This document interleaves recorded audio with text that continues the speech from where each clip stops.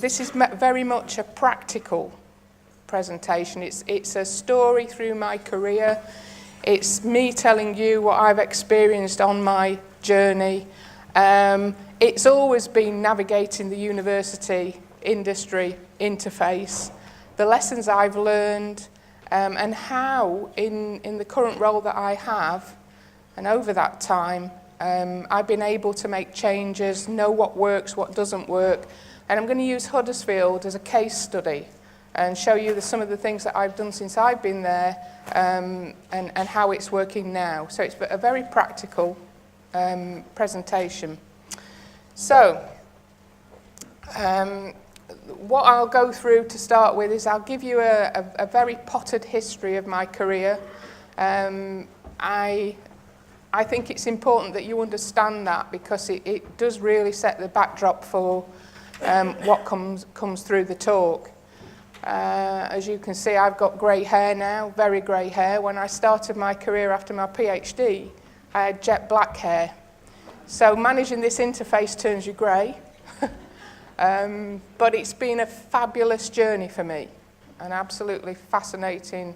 I wouldn't have had my career any other way, although I hadn't planned it this way.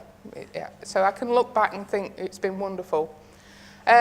I think, although I haven't been here for the rest of the conference, I'll just be echoing what many other people have said in previous presentations about the challenges of working at the university industry interface.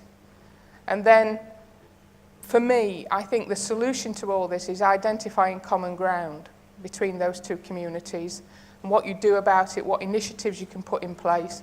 As I said, then I'll use Huddersfield and explain what we're doing over in the UK there. So this slide sums up 25 years worth of, where's the slide advancer? I don't know where Thor's put it. Oh, is that it? Thank you. Right, let's try yeah.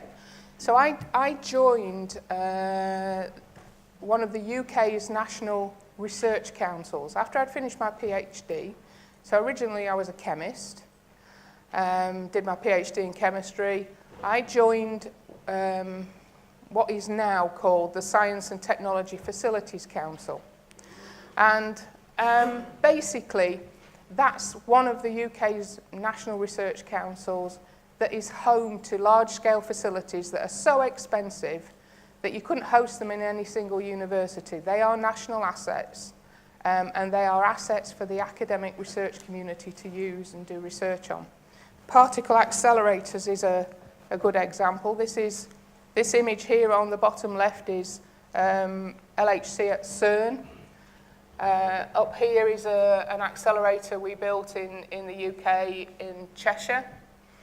And I think traditionally, when I joined in the mid-80s, these sort of facilities were, for physics, blue skies research, particle physics, they're really esoteric blue skies research. Not that research wasn't important, clearly it was fundamental, but that's what these facilities were used for. And I work closely with academics who came to do peer-reviewed research on these instruments. And I can honestly say that the science that was being done and the technology that had been created to deliver this science was world-leading. You were really rubbing shoulders with the best. And I worked in this environment for 25 years. But very quickly, I came to realize that these facilities actually weren't just the domain of the physicists. This, by the way, is a gravitational wave, for those of you who are interested. But I thought, no, these facilities really could have wider application, particularly in the areas of bioscience, biomedical applications, and the first experiment I got involved in, which showed me that there was a wider impact to these sort of facilities was this one. So this little image up here is the molecular structure of the foot and mouth disease virus. And that was fantastic for me. I sat with the scientists from Oxford who did that research. The virus was only let out of the labs for 24 hours. It came chained to somebody's arm. And we solved the structure. That structure was then used to develop drugs, antibiotics, systems that could counteract the virus. Then I got into how does muscle work? So using these facilities to look at muscle structure, looking at how in real time do the proteins in a muscle work. That's important because then you can answer diseases of muscles. You need to know how healthy muscle works first. Over my career, I've got about 40 publications, academic publications, so I suppose on the one hand I am an academic. This then getting into natural polymers, drawing of polymers, working with industry. So what happened then was I was, in the early 90s, thought, well, I want to do an MBA. I want an MBA. It was late 80s, early 90s. And MBAs were new then. And my management thought it was bizarre that one of their PhD scientists would want to do an MBA at the time. But they had a meeting and they ended up deciding I could go and do my MBA. But that gave me a completely different insight into business and how businesses work. And I grew a network of working through industry contacts. So I then took it upon myself to actually say, well, the government is putting a lot of money into these national facilities. Why don't we try and open these facilities up to UK industry, or actually international industry? And I led that programme and learned a lot through that. And as my career went on, I then became Director of Knowledge Exchange and Innovation for the whole of the Research Council, which at the time when I left, and I wasn't looking for another job, the job found me at Huddersfield, which was fantastic. But the budget was of the order of £600 million a year, government investment. A third of that went into universities as grants, as research grants. A third went into the national labs, because we had our own labs, we had 1,800 staff. And a third went into international subscriptions, so it went out of the UK into large facilities like CERN. And I had the job of demonstrating to the UK government that that was good investment of money and what was the impact of that public spend. So my job was to say, yeah, it's good, give us more. We need to do more of this basic research. I also had the job of negotiating the joint venture deals, the public-private relationships that we put in place to set up the two UK's national science and innovation campuses. This one here is at Harewell in Oxfordshire. The basis around the large facilities, 750 acres, big site, and co-location of businesses alongside the facilities. This one is in Cheshire. This is the Innovation Centre that we set up in Cheshire. So given that experience, these are the things I've learned on my journey. And from an industry perspective, and you will have heard this today, over this conference, universities are often seen as ivory towers, that they're inaccessible, they're hard to navigate, it's difficult to find the person you want or even to work with them. They don't understand how businesses work. That's what a lot of industry say, particularly small and medium-sized enterprises. There are concerns about IP. Universities are too far from market, and yeah, universities should be a long way from market, because if there's going to be blue sky research done, it should be within the universities predominantly. And we don't respond quickly enough. And the typical marketing speak of, sell the sizzle, not the sausage. I don't know, I guess most of you have heard this, but when I was trying to get industry interested in using the large-scale facilities, taking one of my fellow academics to meet an industry partner to say what they could do on a large-scale facility, such as a synchrotron or a CERN, or the academic immediately starts telling the industry partner how many photons it produces, how fast it can go, how powerful it is. It's a bit like the image you saw earlier about what does a scientist do on holiday. And sure enough, some of them do think like that, but in a meeting, they actually verbalise it, and it switches industry off. So you need to sell the benefits of these facilities, which is, you need to sell the sizzle, not the sausage. They want to know what problems you can solve for them, how quick you can do it, etc. From a university perspective, you've heard academics want to publish research papers. There is a preference for fundamental research rather than applied research. Applied research can be seen as second rate, actually.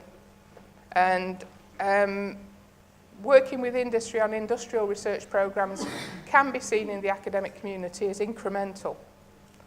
And really, particularly with small and medium-sized enterprises who academics find, in my opinion, find very difficult to work with, are seen as hard work and time-consuming and just doing service work, really. The academics really want to generate kudos from the peer-reviewed grant income and the published outputs and citations that you heard earlier, but academics do tend to sell the sausage, not the sizzle.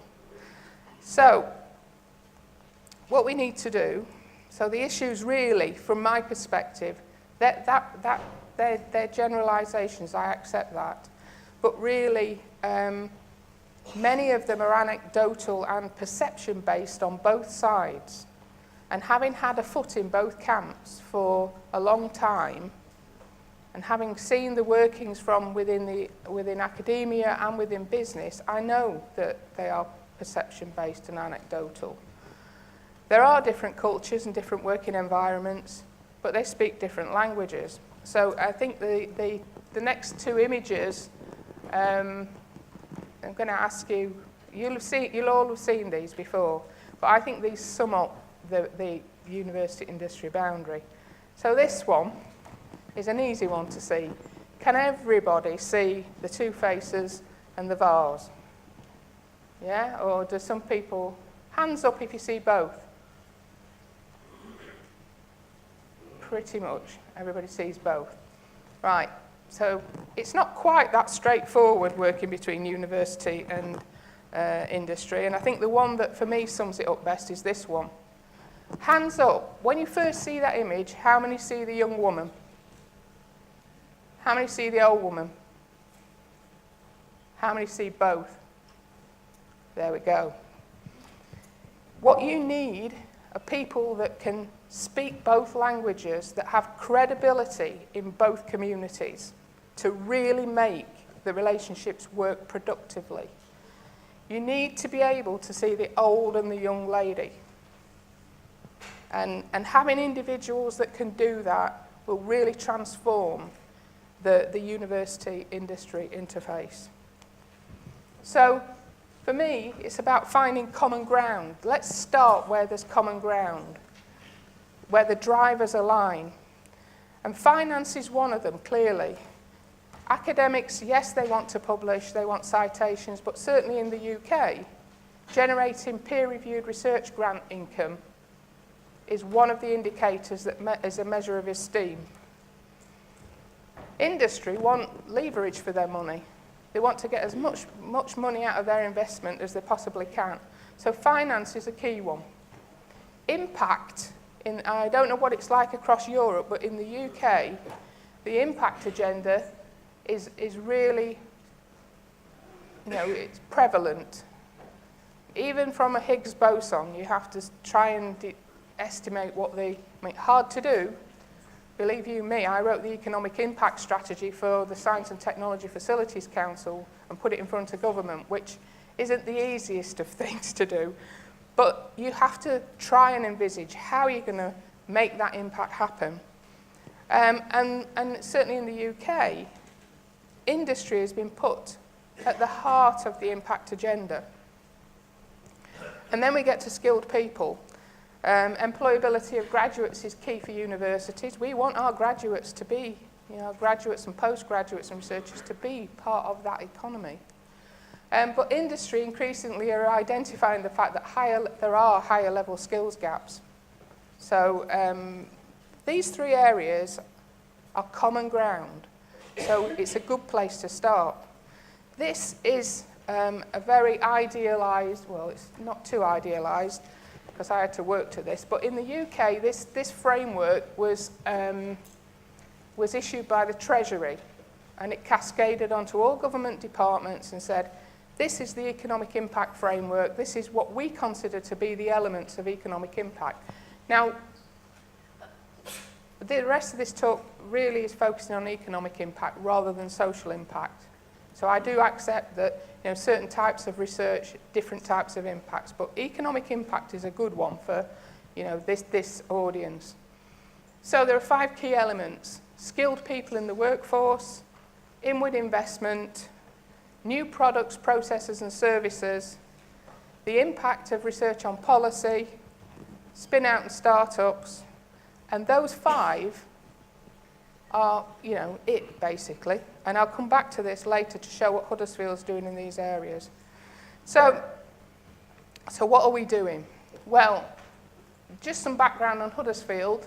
We are a small university in the UK. We're relatively small. I don't think my Vice-Chancellor would say we were that small. But in terms of turnover, 140 million a year. With the university's spend and student spend into the local economy, that probably equates to easily £300 million benefit just by spend in the local economy. That isn't the other knowledge transfer, knowledge exchange activity, spin-out activity in there. But we have 2,000 staff on the payroll, and we have 22,000 students on more than undergraduate students and postgraduates, more than 400 degrees. And in terms of where we are in the town, there's a ring road in Huddersfield here. The whole of the town is within that ring road. This is the university's footprint, which is right on the edge of town, which is very useful. And we're in the top 10 for the quality of our buildings. We have listed buildings in the estate. There's been a major investment in the university in terms of the quality of the build. So that's leading to urban regeneration as well. This is very important. It doesn't mean a lot, it's just a graph really, but it means a hell of a lot for Huddersfield. The Financial Security Index in the UK is a measure around universities in terms of it's based on how much debt a university has and how much surplus. So it's an algorithm that involves both of those two factors to give you a financial security index. The university has no debt. So when the Vice-Chancellor arrived in 2007, he cleared all debts that the university has, and we have a big surplus, and we're using that surplus strategically. The thing is, since 2007, where's it gone? You can see that this is where we were in 2007 when the Vice-Chancellor arrived. We are now number 1 in the UK in terms of financial security. So we have surplus, we have no debt. All the new build is paid for, not through debt. So we are also international as well. We also won an international Queen's Award for Enterprise for International Trade last year. So international is very important, and we've quadrupled the international income. So international activity is very important. So what are we doing? Well, we tripled our postgraduate research numbers, doubled the research income. We have an applied research strategy. So we are listening to our academics. They are very in tune with the industry, that it's just the nature of the organisation we've emerged from. But applied research is very much the day at Huddersfield. We've established some major research centres, so we have niches of excellence. It's not like a major research-intensive university that has it across the piece.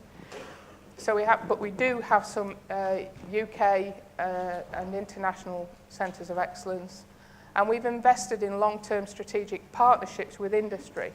So we've used some of that surplus strategically. So what have we done on the economic impact framework? Well, on skilled people, in terms of course development, all of our courses are informed through industry panels.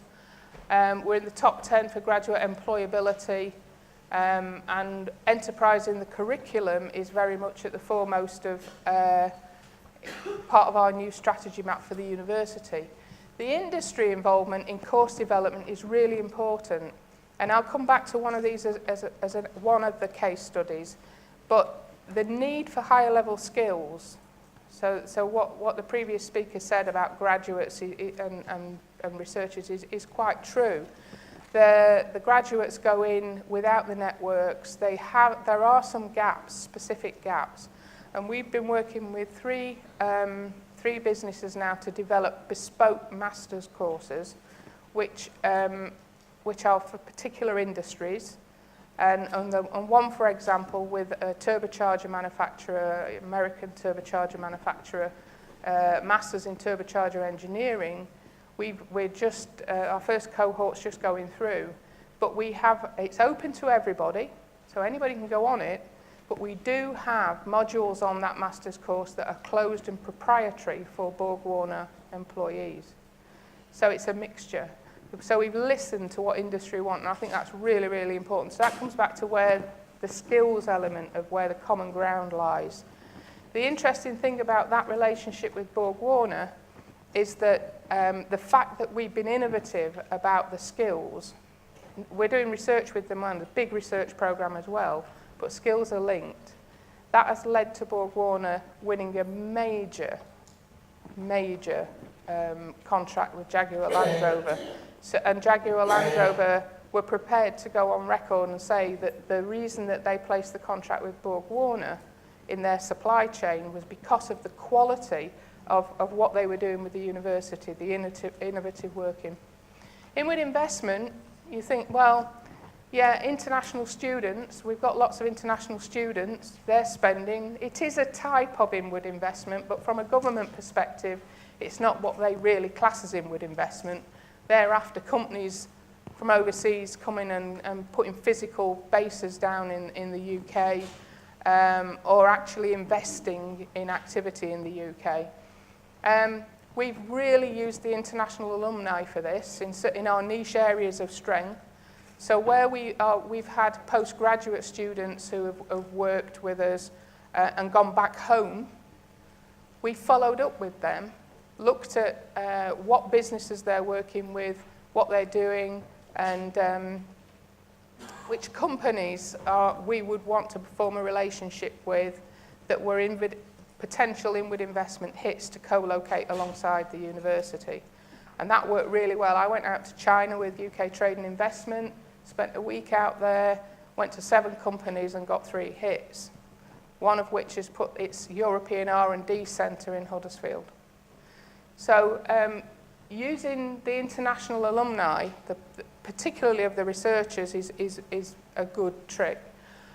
We have a strong relationship with UK Trade and Investment. They come and do surgeries in the Innovation Centre.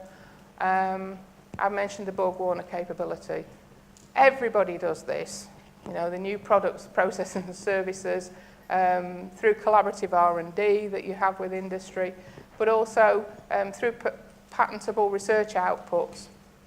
Impact on policy has been quite interesting at Huddersfield, and From a research point of view, we have a group that have probably been instrumental in developing 15 or so ISO standards that industry now have to use on metrology for manufacturing. We've been mentioned in 2 UK governmental reviews on university industry interactions, and the Innovation Centre was a case study. This is the Sir Tim Wilson's review and Sir Andrew Whitty's review. And then we've been instrumental in an all-party parliamentary group on education systems fit for entrepreneurs, so we're very active.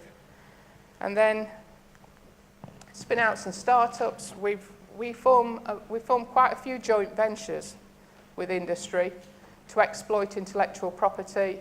We've got our own spin-out companies. We have the Duke of York Young Entrepreneurs Centre, which is about helping students to set up and graduates to set up their own businesses. And we do about 50 student startups a year to support them. We have the 3M Buckley Innovation Centre, which actually isn't on there, which is odd. That's an omission on my part. But even when we broke ground on that, I knew we'd need grow-on space for companies. And with 3M, we formed an incubator in another mill complex. So we work with loads of people. All universities could produce an image like that, but these are just ours. And they vary from very large corporates like 3M, top left, to SMEs. So very quickly, I think I've got probably about 5 minutes left to talk about the Innovation Centre. The 3M Buckley Innovation Centre isn't a 3M centre, actually. It's just named after one of our alumni, Sir George Buckley.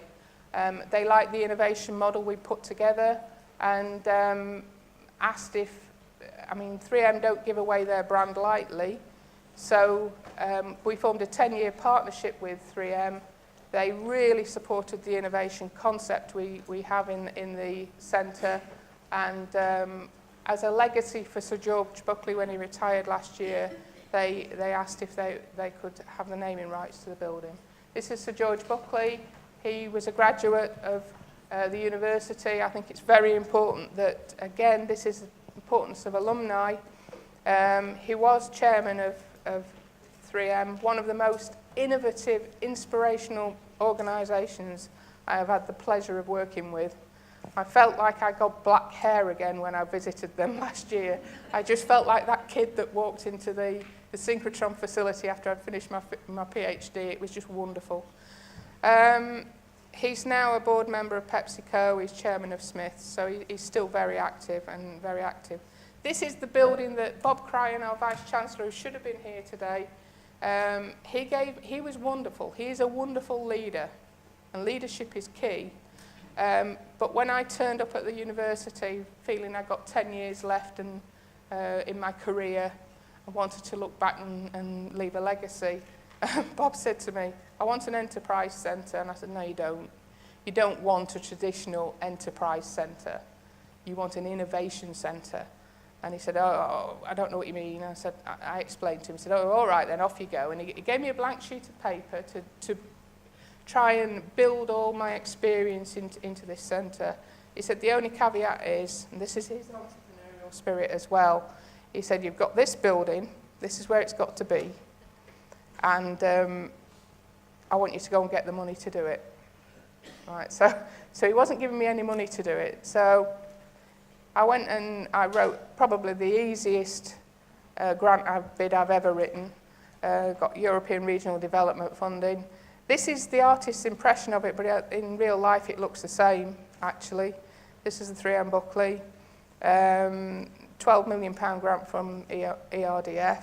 The local council saw the benefit of this to the regional economy, and at a time where they were making 50% of the workforce redundant, they actually earmarked match funding into this project. So, I think there's only a couple of slides left, but very quickly, I set it up as a wholly owned subsidiary of the university because I didn't want it to be the University of Huddersfield Innovation Centre. because the word university straight away, because of perceptions, switches a lot of businesses off. So we set it up as a business, so it's run by business for business, and it's support for high growth, high-tech businesses. It's deliberately not sector specific or technology specific, because we want to see innovation, and I have seen innovation between sectors and through technology. And the other thing that I think is really key is that this is real first-hand experience, is that businesses that have business to HE or knowledge base are the ones that grow fastest. So we surveyed many companies, and you can see that those that have that three-way relationship grow fastest. The other thing is it's not an incubator. It has incubation in there, but it has everything from our student startup that is immersed in there through the Duke of York Entrepreneurial Centre, that is the incubator in there, right through to SMEs and large corporates in the centre. And what we've done under one roof is bring together different initiatives that bring the ingredients that businesses need to grow, particularly SMEs. And that's access to markets, access to finance, access to technologies and skills. And actually, if you speak to an SME, that's the order of priority they go in. I used to think it was access to finance first. It's not. Access to technology, the university is a tenant in the building, and we have bought equipment and technology from the grant, which is dedicated for industrial use. And over coffee, you're welcome to have a look at some of the things I brought with me. But it's dedicated for industrial use. It showcases the very best research the university has to offer. And through the grant, SMEs can actually try out this technology, because the kit and the equipment is probably too expensive for any SME to afford. So they can try new technologies, see what they can bring as benefit to the company. So, the guy on the right there is our entrepreneur in residence as well. So we do have an entrepreneur, a local businessman, very passionate about Huddersfield. He mentors the businesses in the Innovation Centre as well. And he sold his business, a pharmaceutical business, for about 90 million, and he's also a VC, so he does mentor, but he's put money into some of the companies as well. Duke of York, I mentioned. This is the AAA offer. I'm conscious of time, so these are the sort of things we're doing under each of those headings, but it's a one-stop shop. That's the important thing. Many businesses find it so complicated to navigate this landscape. There's so many initiatives out there, so we bring all this to bear in one place. Innovation Avenue, this is the access to technology. The ground floor is all labs, and the rooms become shops and shop windows. There's everything in there. The things I brought here are from the 3D printer. To me, 3D printing is old technology now, but to SMEs, it's not. It's very novel. It's very state of the art. The demand we are now seeing from companies wanting to use a 3D printer is amazing. But the problem then, lumbering over the horizon, is that they can use the system we have. Some of them might then decide, actually, we want to buy one of these ourselves, and they aren't the skilled people. Case studies, Regional Growth Fund, I mentioned our Borg Warner, but we've used national funding. This is where we get funding from both sides to support the academic and industry. And we've been very successful as a university in Regional Growth Fund. This one, I think, is probably the next to last slide. No, it's not. There are 2 slides. The Rail Innovation Centre is the third of those Regional Growth Fund initiatives. We formed a partnership with the Rail Standards and Safety Board and an industry association. We put money into that relationship. They put money in. We were just going to go ahead with a bilateral relationship. And I suggested that we geared that money for both partners, and we bid into a big Regional Growth Fund initiative. And that turned into a £20 million programme. It's basically research, skills, innovation, the business development will be integrated in there. It's bringing all those three facets together that you know, the common ground. And then here's one for SMEs. SMEs, academics find it very difficult to work with. But what we've done, we've put initiatives in place that enable our academics to work with the SMEs. In the UK, SMEs are being given higher priority by the government. So if universities can demonstrate that they're working with SMEs, there is more public sector money flowing to those institutions. This one is a local one that makes scalp coolers for chemotherapy treatment to stop hair loss. And we work with them on the design of the cooler, but also on the biochemistry around why this thing works. And for them, we secured £500,000 of public sector funding to do the R&D. That came into the university as well as collaborative R&D. This is me receiving the Queen's Award from Vince Cable, a bit of a mental block there, sorry, our Minister for Business Innovation and Skills. I was highly honoured to receive this because I feel that all I'm doing is my job.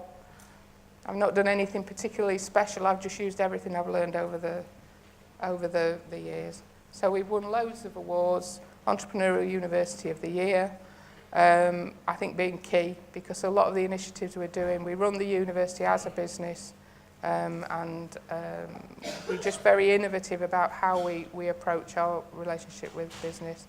So this is the last slide. I think for me the key messages for everybody is recognise the challenges from both sides, and find that common ground as the starting point for the relationships. You need the individuals that can see the old and the young lady, that have credibility in both camps. So the reason that the Science and Technology Facilities Council academics started to work with industry is because they trusted me, because I built beam lines, I've been one of them. I was a card-carrying scientist. But more importantly, it's trust, respect, and understanding. They're absolutely key. And it is about networks, personal networks, and that's it really. And I'm sorry I haven't been able to tell you more, but I've run out of time.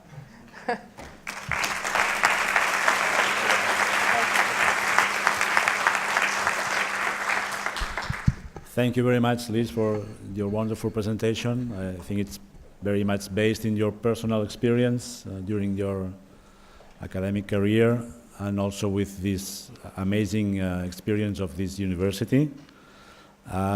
We are a little late on a schedule, but we still have time for a couple of questions or comments, if you like. So, one there, yes, this is going to be the one, the first, and anyone wants to make another question? Thank you very much, Okay. Liz, for that presentation. It was really great. I have what I hope will be a quick question. You've talked to us about this range of interactions, which you included, you know, developing the programs, the undergraduate development, the developing customized programs for companies, interaction with alumni, as well as the research innovation centres and so on. And I just want to know, did you have difficulty within the university in gathering together all of the various sets of information, or, you know, in terms of creating that picture, that consistent picture for an external company looking in? And if you did have that difficulty, how did you overcome it?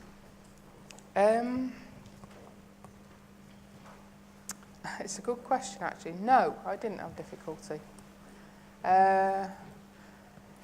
Because I don't know. It's hard to describe. But in my role as Director of Research and Enterprise, I feel very privileged in being able to hover above the whole of the institution and see it holistically. You know, and I don't know whether it's the nature of where my career's come from. I don't know, but I see opportunities of bringing people in different disciplines, different schools together. So at the moment, we're talking about setting up a UNICEF Innovation Lab, and we brought 5 individuals from different schools together, and 3M as well. We brought them into the picture, and they're helping us to drive that forward.